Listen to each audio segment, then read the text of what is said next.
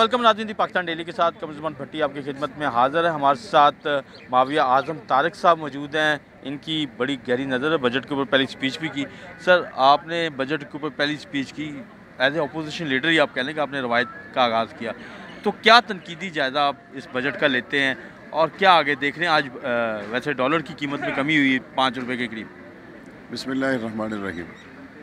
देखें, बजट अगर पूरे तौर पर लोगों को रिलीफ देने के लिए बनाया जाता तो उसके लिए कम से कम 2 से 3 महीने पूरी जाँफशानी से काम किया जाना ज़रूरी था। लेकिन आपके भी इल्म में है कि इस हुकूमत ने जो बजट बनाया है वो बड़ी जल्दी में, और बल्कि आखिरी वक्त तक यही नहीं तय हो रहा था कि वज़ीर ख़ज़ाना कौन है। तो उस सूरत हाल को सामने रखने के बाद अगर आप बजट का मजमूई तौर पर तजिया करें तो उसमें आपको ब्लॉक एलोकेशंस की चीज़ें ज़्यादा नज़र आती हैं।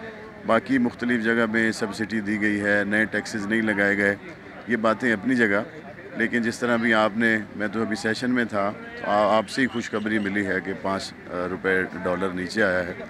ये जब तक 185 तक हमारा डॉलर नहीं आता ना, तब तक लोगों को शायद इस बजट के बाद भी कोई वाज़ेह रिलीफ ना मिले। तो अल्लाह करे हमारी सूरत हाल खारजा पॉलिसी के हवाले से जो है वो ज़रा बेहतर हो, डॉलर आए, कुछ चीज़ें हमारी बेहतरी की तरफ जाएं, तो फिर ही लोगों को इस बजट से कोई रिलीफ नज़र आएगा।